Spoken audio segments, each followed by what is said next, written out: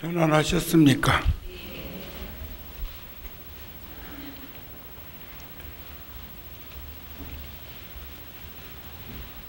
그제는 일산 열애사 법회에 다녀왔습니다. 어제는 JSA 판문점 남북 공동 경비 구역 안에 군종 교구에서 한국 불교를 대표해서 무량수전에 아미타 삼존부를 모시고 유엔 16개국 참전 용사들의 숭고한 희생으로 우리가 대한민국이라는 자유민주주의를 이룰 수 있어서 그곳에 위패를 모시고 평화통일을 염원하는 평화의 종을 그곳에 달았는데, 어제는 낙성법회하고 사람이 없는 곳에 가서 뭘 보완해야 될지를 다시 한번 들여다보고 왔습니다. 아마 10년, 100년이 지나도 또 뭔가 그곳에다가 보완하고 싶은 것이 생기지 않을까 싶은 마음이 듭니다. 내일은 강원도 양구에 2사단 17연대는 유엔군이 인천 상륙작전 할 때 유일하게 인천 상륙작전에 투입됐던 우리 국군들이 있었습니다. 그게 2사단 17연대 병력인데, 그 법당에 작년 여름 폭우로 장마철에 법당 지붕이 내려앉아서 폐사된 절을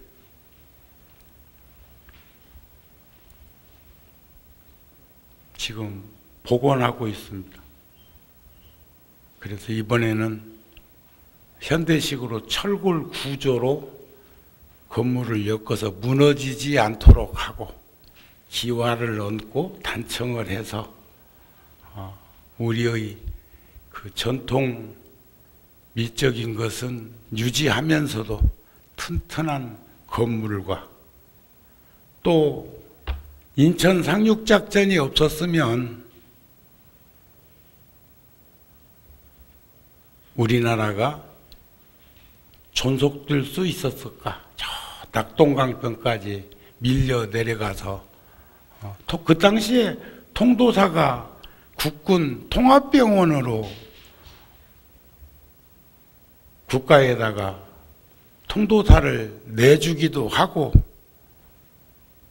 극락암 경북 노스님 일기에 보면 삼경 밤 9시가 넘었는데 빨치산들이 영축산에서 배고프고 춥고 하니까 극락암으로 내려와서 먹을 것을 요구했다고 하는 그런 글이 적혀 있는 걸 보면, 그땐 뭐 어쩌면 제주도 빼놓고 섬 빼놓고는 다 그런 일이 생겼던 것 아닐까. 그때 함께 했던 그 많은 참전 용사들의 희생정신이 지금의 대한민국 이룩할 수 있는 기초가 되었다고 생각을 합니다. 전 이번 주에 네팔 지진 나서 어려움을 겪을 때 구룡사, 열애사 등 우리와 함께 하고 있는 포교당에서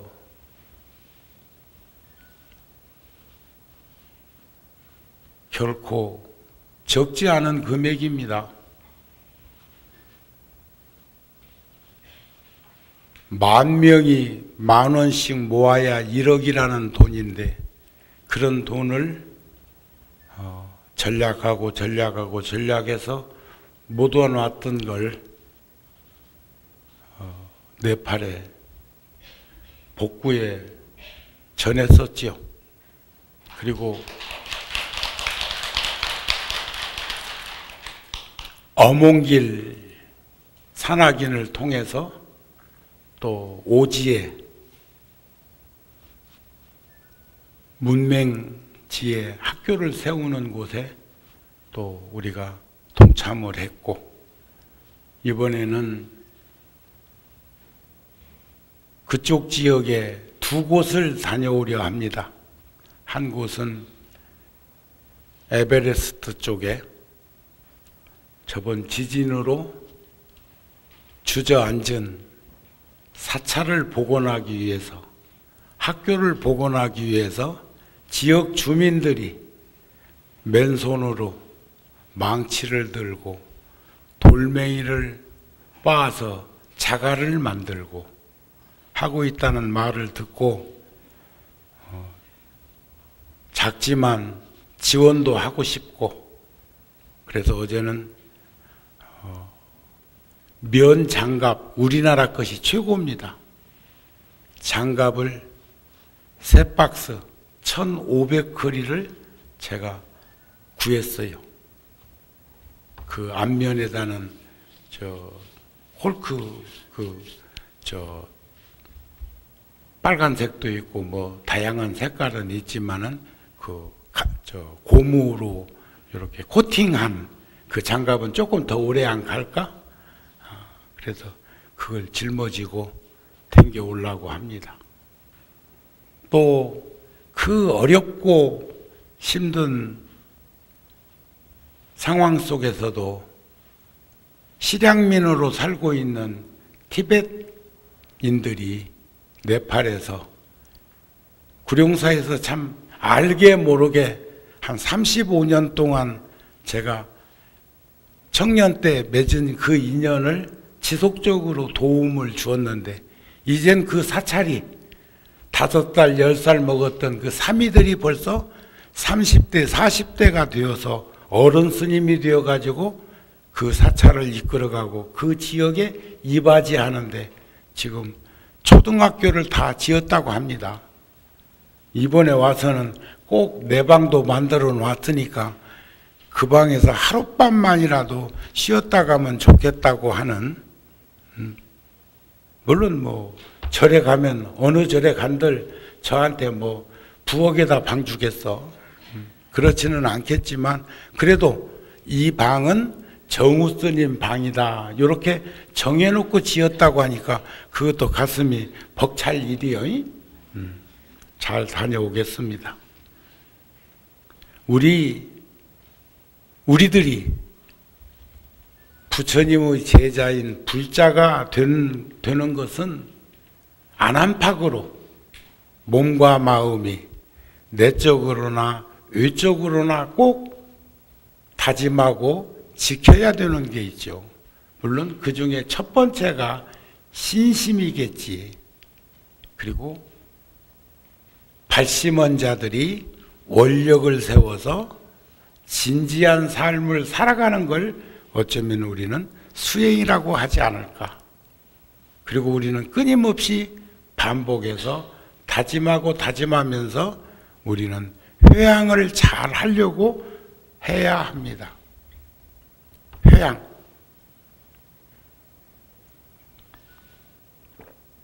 삶을 성취한 사람은 회양하기가 쉽습니다.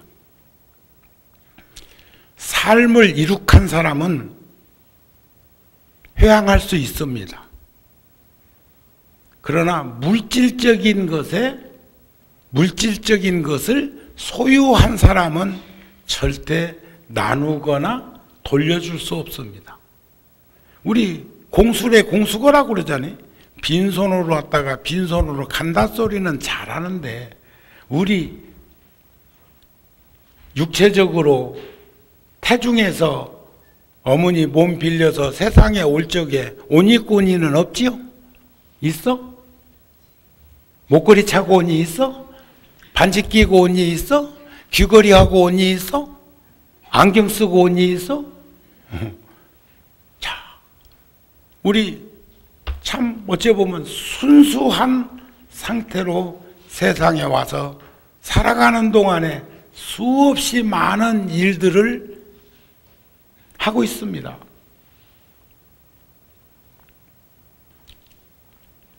어쩔 수 없이 세상이 그래야 되는 거니까 입관할 때 수의 한 벌 입고 가는 수수는 그렇다 치더라도 우리 이제 하나씩 하나씩 정리해 가고 나누어 가져야 될 때가 된 것이 아닐까. 그렇게 하기 위해서는 내적으로는 인과를 믿는 사람이어야 합니다. 그리고 업력으로 윤회하고 있는 세상에 노출되어 있는 것을 우리는 확연하게 믿고 보아야 합니다. 인과를 믿고 윤회를 부정하지 않는 삶이 불자의 기본입니다. 그리고 몸과 마음을 다 결속해서 삼귀 오계를 받아 지녀야 하고 실천해야 한다. 인과를 믿고 윤회를 부정하지 않으며 불법성 삼보전에 몸과 마음 다 바쳐서 의지하고 보리심을 일으킨 사람. 보리심이란 발심이고 보리심이란 원천이 신심이죠. 보리심은 신심을 장양한다고 그래요. 신심을 날로 키운다고 합니다. 보리심이란 자비심이에요. 제가 전에 한번 그런 말씀을 드렸는데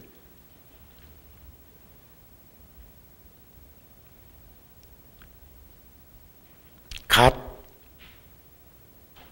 오브 이집트라는 영화 속에서 우리나라 번역본을 보니까 제물로 빈부귀천으로 세상을 정해서 마지막 떠날 때 가는 것이 아니라 항차 앞으로는 이러한 삶을 살아가는 사람들이 이렇게 더불어 어울려서 사는 사람들이 좋은 세상에 가서 태어나고 복받는 인생을 살 것이라고 하는 왕이 된 신이 인간들에게 해주는 말이 뭐였어요? 선행과 착하게 사는 거죠.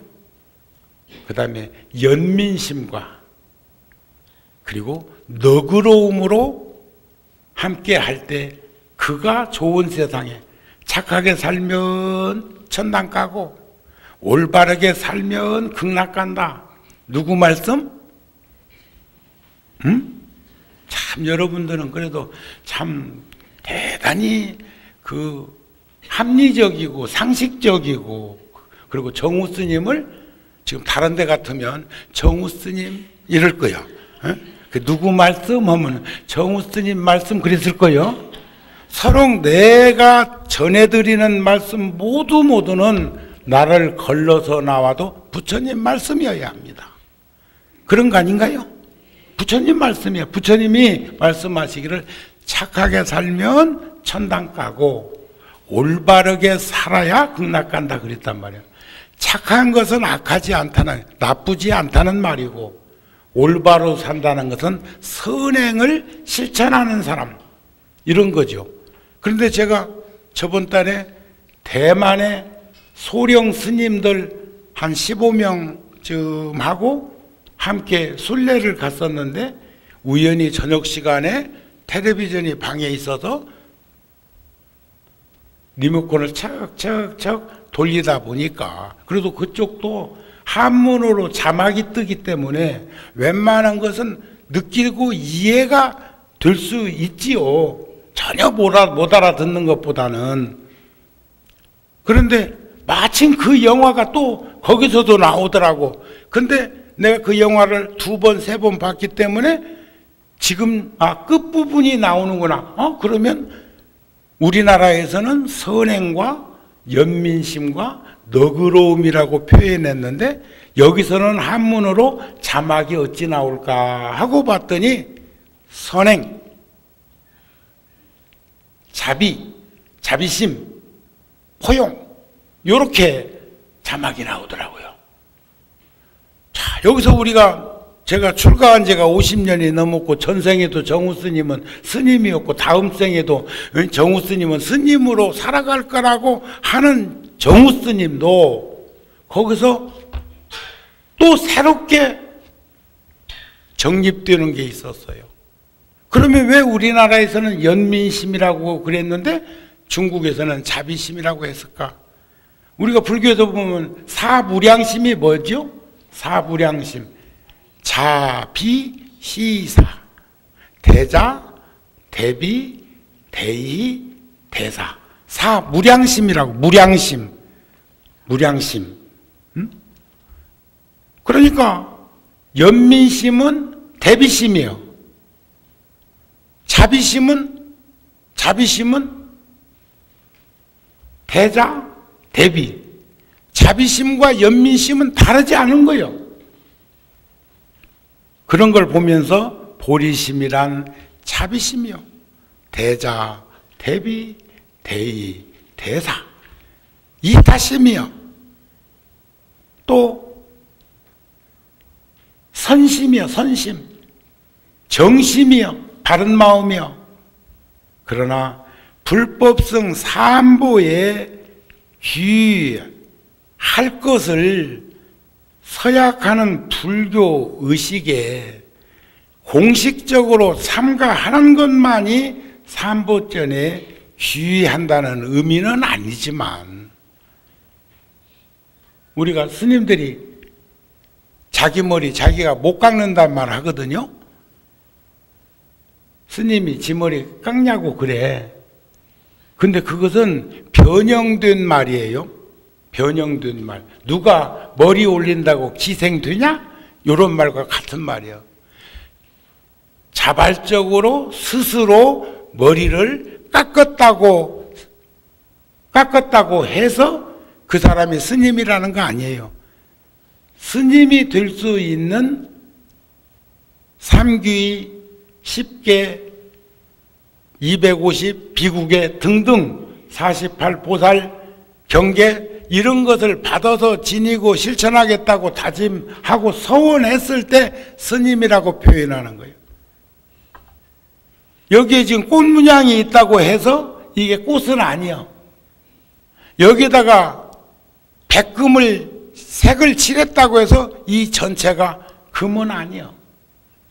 최소한 금이라고 하면 99.99%의 순도를 지니고 있을 때 우리는 금이라고 표현을 하면서도 0.01%는 이물질이 들어있다는 것을 내보이는 것이 금의 순수성이죠. 그런 것들도 우리가 살펴볼 수는 있어야 돼. 그러니까 자기 스스로 자기 머리를 깎았다고 해서 스님이 될 수는 없지만 스님이 자기 머리 다 깎는다? 나는 머리를 주로 성윤 스님한테 일주일에 한 2번씩, 과거에는 보름에 한 번씩만 깎아도 아무 탈이 없었는데 요즘은 한 3일만 되면, 그래서 내가 이제 이선으로 물러나면 저 제천 가서 있든지 어디 통도사가 있든지 저 토구를 하나 이렇게 해놓고 막 있으면 머리를 한 10년 한번 길러볼까. 그전에 일타 스님은 80년대에 일타 스님은 머리가 허리까지 내려오게 길러본 적도 있었어. 일타 스님은. 지조감에 계실 적인데, 어려서 출가해가지고, 그러다가, 아이고, 뭐 깎는 것도 귀찮고, 머리가 무명초라고 그러는데, 무명을 다 잘라버린 후에야 뭐, 무명초가 기른다고 무명이 일어나는 것도 아닌 것인지는 모르겠는데, 근데 그때 스님은 연세가 있었는데도, 전부가 어떻게 그러면 그렇게 거물 수가 없었어. 근데 정우 스님은 머리에 서리가 이렇게 내려가지고 뭐 굉장히 시다. 보살님하고 나하고 비슷하겠네. 근데 이뻐. 난 그 물 안 들이는 그 모습이 훨씬 더, 어떤 이는 뭐 가지고 뭐 거울 앞에서 아침마다 뽑아 쌓는다네. 뽑으면 2개 난단다. 그러니까 머리를 깎니 못 깎니 하는 것은 의미는 뜻은 거기에 있는 것이 아니라는 것도 볼 수 있어야 됩니다. 그런 의미에서 우리가 그런 의식에 참가했다고 해서 또 계를 받고 다짐을 했다고 해서 지키지 않는다면, 언행일치되지 않는 그런 삶을 산다면 그 사람도 개 안 받은 사람만도 못할 수도 있어. 그래도 개 받을 때는 꼭 그런 말 하죠. 앉아서 받고 서서 파해도 개는 받아야 된다. 아무리 속이 거북해도 음식을 먹으면 다 토할 수는 없대요. 그래도 일정 부분은 남아 있어서. 그 전에 어렸을 적에 말이에요. 어렸을 적에 그 몸이 허해서 익모초, 육모초라고도 하고 익모초라고도 하는데, 어른들은 그걸 아셔요. 입맛 없을 때 쓰지만 그거 한 잔 먹고 나면 입맛이 돌아오는 것을 알지만, 애들은 경험도 없고 몰라. 그리고 그렇게 쓴 걸 먹어갖고 입맛 돌아오는 것 별 의미도 없어. 그런데 기어이 먹으라고 사탕 하나 손에다 딱 들고 유혹을 하거나, 또 그렇게 생각보다 안 쓰니까 그냥 한숨에 꿀꺽 넘기면 된다고 그러는데, 애들이 맛부터 보지 꿀꺽 넘기냐? 와, 그거 참 씁디다. 나도 먹어봤어, 어렸을 적에. 그런데 얼마나 쓰면, 목에 넘어갈 때 얼마나 썼으면 몸에서 반응이 와. 절대 넘길 수 없다고. 넘기는 건 더 써. 더 힘든 데야. 자, 몸도 참 오묘하지요. 자, 중요한 것은 불법성 삼보전에 참으로 돌아가 의지할 대상이라는 확신과 믿음이 있어야 해. 그렇지 못하면 늘 분별하고 변별력이 없어서 어려움을 겪는데, 그렇게 확신만 있다면, 그런 믿음만 가진다면, 금생에는 내가 가족을 거느리고 살고 사회에서 사니까는 지금 내 나이가 60, 70 돼가지고 출가할 수는 없지만, 출가하지 않았어도 제가자라서도 출가한 것이나 진배 없이 인생을 잘 정립해 보겠다고 하는 그런 마음으로 늘 기도하고 정진할 수 있는 우리들이 되어야 하지 않겠습니까? 아직 스승을 만나지 못했다 하더라도 불자가 될 수 있는 길은 부처님 말씀대로 살아가는 생각, 부처님 말씀이 아니면 생각하지 아니하고, 부처님 말씀이 아니하면 말하지 아니하고, 부처님 말씀이 아니하면 행동하지 않는다고 하는 그러한 삶은 그렇게 어려운 것이 아니다. 그래서 우리는 그 믿음이라는 신심이 얼마나 소중하고 간절한 삶의 현장에 우리들에게 자양분이 되는 것인가에 대해서는 늘 우리 통찰력 있게 지혜롭게 살펴볼 수 있었으면 좋겠습니다. 그래서 믿음은 보시가 되어 나타나고 마음에 인색함이 없게 하는, 믿음은 능히 기쁨을 낳게 하고, 여러분들 기쁘고 즐거우면 참 좋아요. 그러시죠? 참 좋아. 부처님의 가르침에 들어가게 하며, 무엇이? 믿음이 있으면 그 믿는 그 마음, 신심이라는 것은 우리에게 보시가 되어서 나타나게 해. 나눔을 가지려고 하고 어렵고 힘든 이들을 살펴보는 그러한 자애로움이 생긴다는 거예요. 그리고 믿음을 가지면 마음에 인색함이 없어. 인색함을 없게 해. 인색한 것도 문제지만 옹색한 것도 문제요.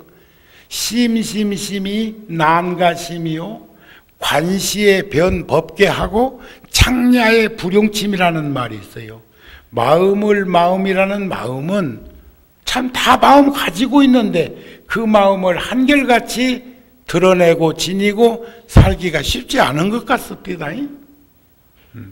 그러나 그 어렵다고 하지만 그 마음을 넓게 관하면 우주를 다 품에 안아도 마음속에 우주는 한 점이요 한 티끌에 지나지 않을 만큼 광대무변한 것이 마음이요 창야의 불용침이라 그 마음에다가 착을 드러내니까 집착을 하고 거기다 뭔가 하나 세워보려고 하니까 불용치며 가느다란 바늘도 하나 세울 자리가 없는 게 또 마음이라네. 그래서 저번 법회에서 내가 그런 말씀 드렸잖아요. 그 마음에 대해서 대승이라는 것을 마음이라고도 표현해 기실론에서는 대승이라고 했지만은 그것을 화엄에서는 마음으로 말한단 말이에요. 있다고 할까? 아니 한결같은 목숨이 텅 비어있고 없다고 할까? 아니 만물이 다 여기로부터 나오네. 그것은 광활한 것이다. 대허공과 같이 사가 없는 것이다. 그것은 평등한 것이다. 큰 바다와 같이 지극히 공평한 것이다. 그것을 일컬러 돌이 아닌 지극한 돌이라 하며 그것을 일컬러 긍정 아닌 대긍정이라 하는 것이다. 대승, 그것을 목격한 대장부가 아니고서야 누가 언서를 넘어선 대승을 논하고 사리가 끊긴 대승의 깊은 믿음을 일으키게 할 수 있으랴. 내가 안 아까운 사람이 어디 있어요? 그 소유한 자들의 형태야. 그러나 우리는 근본과 도리라는 것은 여기서 말하는 것처럼 그 견고한 믿음이라는 것은 보시가 되고 시주가 되고 공양이 되어서 그런 마음을 실천할 수 있도록 나타나고 그런 마음 속에는 인색함이 없게 되고 그 마음은 능히 기쁨과 환희법열을 낳아서 부처님의 가르침에 들게 해. 저는 얼마 전에 자료실에 가고 우리 구룡사에서 백고자 할 때 매일 스님들이 100일간 이곳에 오시고 함께 기도하고 청법하고 백발대참하고 할 때의 그 풍광이 저 카메라로 그때는 뭐 비디오도 잘 없을 때니까 그냥 사진으로 찍어 놨는데도 사진 속에 담겨 있는 여러분들의 그 에너지, 신심과 발심의 그 기운들이 짱적하게 사진으로 봐도 힘이 보입니다.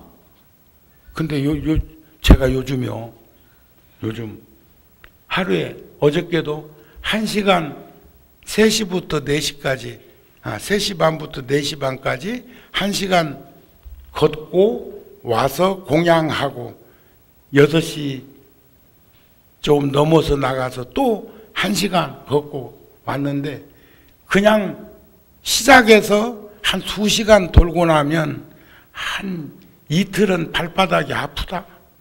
발바닥이 아파. 왼쪽 발바닥이 아파. 이렇게 디딜 수가 없을 만큼 아픈데 그 연유는 방치해서 그랬을까? 근데 그냥 1시간 정도 걷고 쉬면 또 덜해. 어저께는 1시간 하고 와서 저녁 공양하고 1시간을 또 했는데 그냥 연거푸 2시간을 달아서 걸은 것보다는 그래도 좀 낫기는 나은데 연이나 발바닥은 아파. 두 발바닥이 다 아프면 모르겠는데 한쪽만 또 아파. 우리가 눈병 걸려도 그렇잖아요. 눈병 걸려도 두 눈이 눈병 다 걸리는 일은 잘 없다.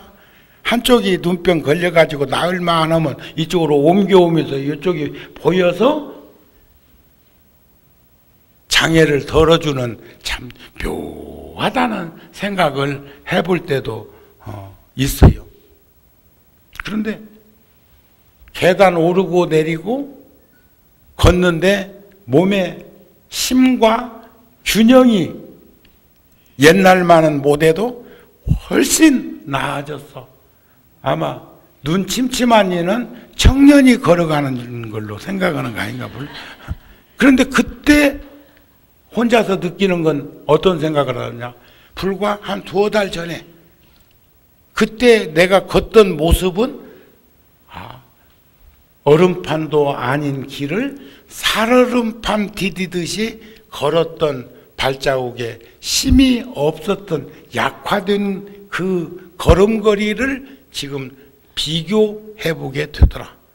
그래서 여러 불자들도 많이 나처럼 발바닥 아플 만큼 걷지는 말고 좀 걸어서 움직여서 다음에 지팡이 짚는 시간을 연장, 지팡이 집어야 되는 시간을 길게 가져야 되는 연장 시간을 좀 단축할 수 있는 걸음걸이를 우리가 지금부터 잘 썼으면 좋겠어요.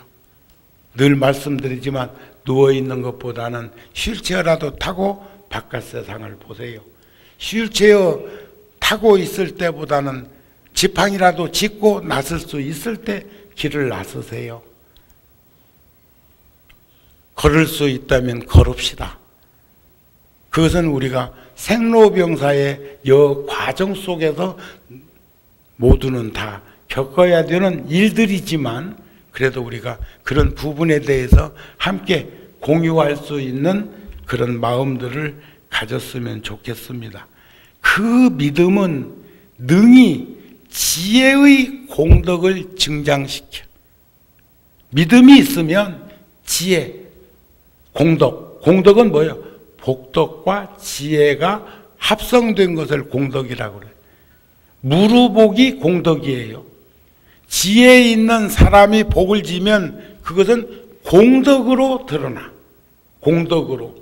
그런데 그 공덕은 조건이 없어. 무조건 하는 게 아니고 조건이 없어. 3가지가 드러내지 않는 거죠. 주었다는 생각, 준다는 생각, 받을 거라는 생각, 이런 것 없이 한다는 거예요. 밑 빠진 독에 물 붓는 것은 헛수고라고 그러지만 지혜 있는 자는 거기다 콩나물 콩 넣어놓고 물 붓는다. 믿음은 능히 열애지에 반드시 이르게 해. 열애지란 부처님 세상이죠. 그래서 보리심을 일으키고 나서 해야 할 5가지 일이 있다고 그럽니다. 5가지. 첫째, 모든 벗을 가까이 해라. 인연 있는 이들을 가까이 해라. 이게 편승해가지고 그러지 말고 힘들고 어려울 때 함께 할 수 있는 이들이 일생에 단 한 명이라도 있다면 그런 복된 인생을 사는 것이 아니냐고 반문하는 사람도 있다고 그러는데 우리들 주변에 좋을 때나 싫을 때나 어려울 때나 기쁠 때나 슬플 때나. 그래서 그런 시도 있잖아요. 그대 집 술 있거든 날 부르소서. 내 집 꽃 피거든 그대 또한 청하오리. 여기서 술이라고 하는 것과 꽃이라고 하는 그 개념을 꼭 술과 꽃으로만 보지 말고 기쁨과 즐거움, 행복함과 이런 것들을 포괄적으로 이야기한 시가 아닐까 싶어요. 그대 집 술 있거든. 옛날에는 술을 빚어서 이렇게 안 먹습니까? 술 있거든 날 부르소서. 내 집 꽃 피거든 춘삼월에 그대 또한 나도 청하겠습니다. 이래 백년 세월 술과 꽃 사이. 슬픔과 기쁨 함께 공유되어는 세상에 오면서 가면서 살아가는 신선도를 떠올리게 하는 글이 아닐까 싶습니다. 그래서 그 보리심을 일으키고 나서 해야 할 일이 있는데 첫 번째가 좋은 벗을 가까이 하면서 사십시다. 두 번째는 썩내는 마음을 끊읍시다. 분노심, 화를 내는 연유는 두 가지예요. 무지몽매한 인간들이 욕구, 욕망, 욕심이 과해서 화를, 분노심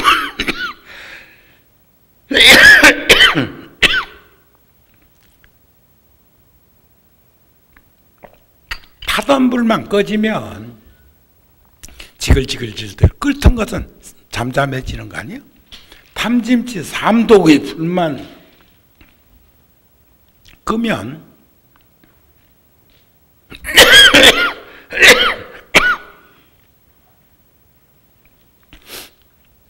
채색식명수 용락의 그 죽은 끓지 않는다는 거죠. 또 어리석어서 화를 잘 내게 돼 있어. 세 번째는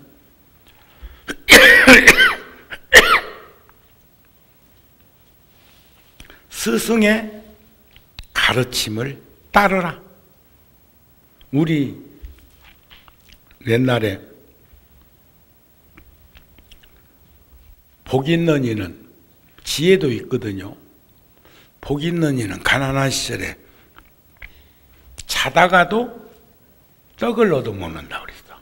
근데 우리 어렸을 때 기억인데 먹을 것이 많지 않던 시절에 먹을 게 생기면 밖에 나가거나 놀러 갔더라도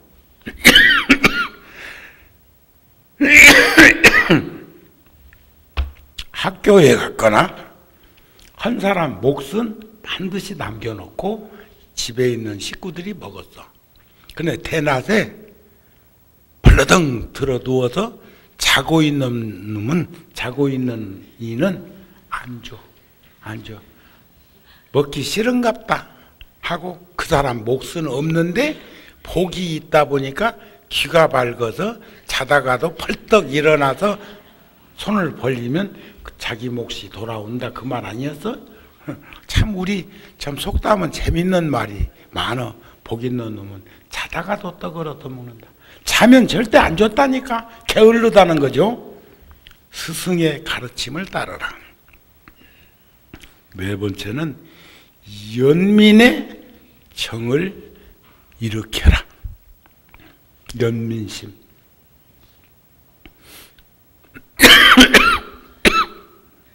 여기서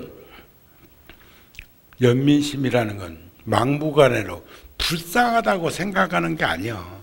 불안전하고 불확실한 세상에서 서로가 서로를 애잔하게 관심 갖고 배려하고 보듬는 그런 마음이라고 생각합니다. 끝으로 부지런히 정진하는 일이다. 부지런히 정진하는 일. 끝으로 하니까는 그만 끝내라고 무릎 꿇래? 아니, 지금 여기 우바이 개경에 나오는 이 5가지 중에 4번째까지는 얘기를 했으니까 끝으로 옮겨서 5번째 그 말이요. 자, 그래서 믿음이라는 것이 이렇게 소중한 것인 것 아시겠죠? 그리고 자기 도리를 하는 것은 믿음이 있는 사람만이 할 수 있는 일이요. 자, 저는 저번에도 언뜻 얘기했지만 조계사나 봉은사나 도전사 주지들 저하고 다 친해요. 친해. 내가 조금 선배이기는 하지만 친해. 그러니까 서로 살림살이에 대해서 공유하거나 그 사찰에 방문했을 적에 눈여겨서 본다고요. 자, 조계사는 역시 조계종의 모습이기도 하고 표상적인 얼굴이기도 하지만 그 넓은 마당에 벌써 등이 꽉 달려있는데 거기에 이름표가, 가족들 이름표가 바람결에 나불나불나불나불 싹싹싹싹싹싹 막 들리는 게 막 어떠. 우리들도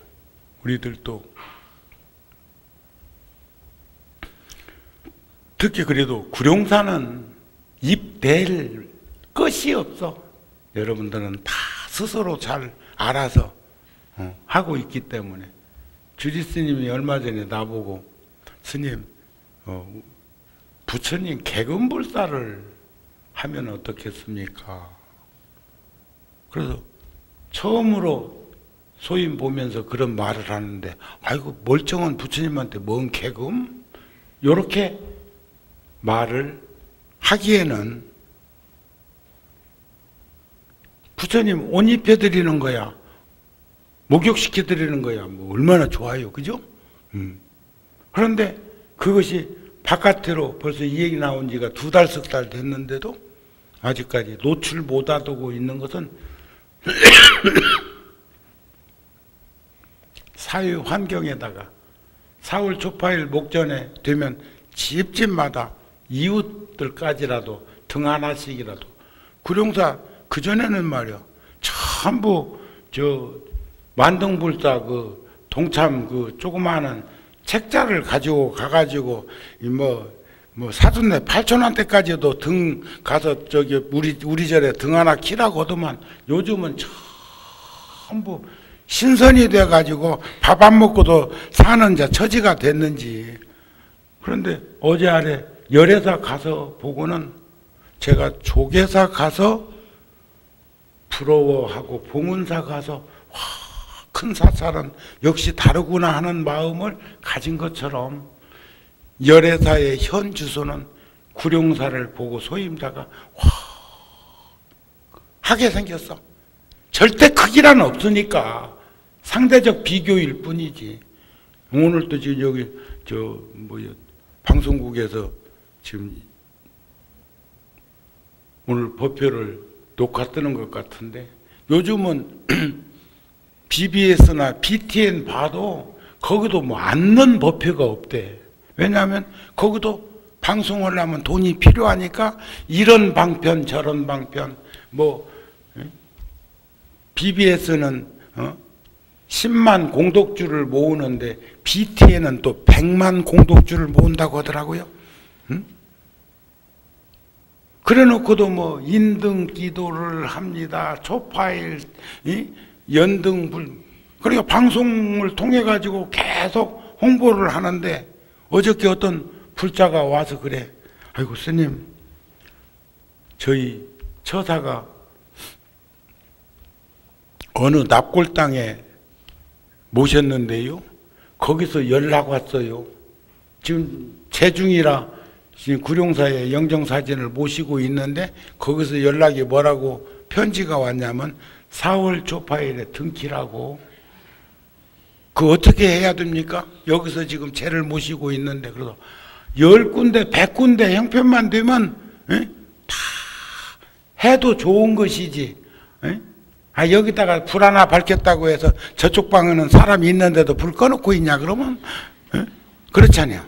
그러니까 다 하셔도 된다고 하니까, 아이고, 그러니까 몰라서 묻는 것이기는 하지만 또 그 정성이 양분되면 어떨까 싶어서 그런 것 같은데 절대 양분 안 됩니다. 인연 따라서 저는 늘 사울초파일이 되면 하는 말이 있잖아요. 내가 다니는 우리 절에 부처님 오신 날 봉축 등을 밝히는 것은 뭐 당연한 거고, 그것만 당연한 것이 아니라 과거에 우리 절에 오시기 전에 맺었던 그 인연이 있었던 절도 있어. 이사하느라고 이쪽에 왔든지 이쪽에 오니까 편안해서 오셨든지 간에 옛날 댕기던 절도 있다고. 또 그러기만 하나 정우 스님 같은 경우는 이 초등학교 4학년 때 소풍 갔다가 스님 되겠다는 생각을 냈잖아요. 소풍 갔던 절에서.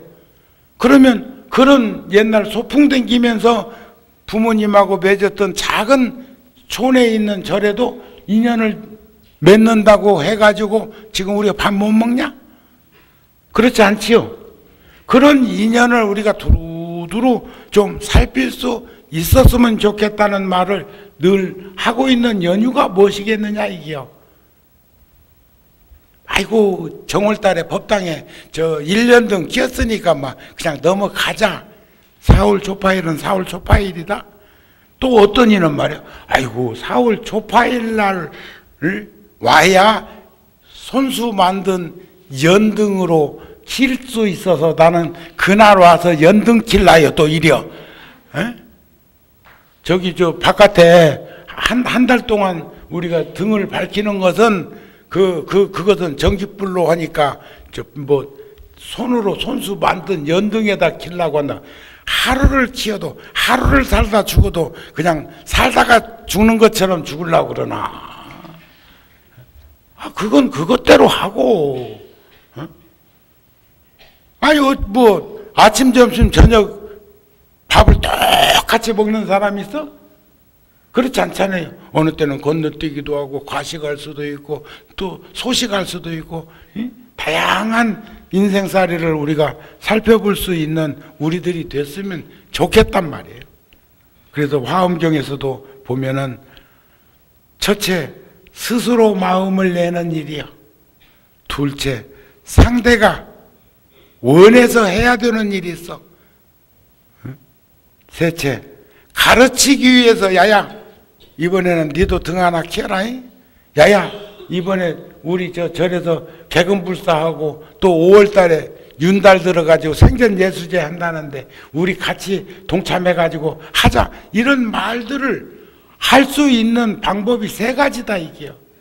스스로 알고 발심을 해서 하는 방법도 있고 또 절에서 그런 일을 한다든지 이웃에서 어려움을 겪는다든지 또는 상대가 필요로 하기 때문에 해야 되는 그런 일도 있을 것이고 또 가르치기 위해서 해야 되는 일도 있어. 다만 보시나 시주나 공양은 분수를 잊지 않게 하는 지혜가 드러나게 되어 있어.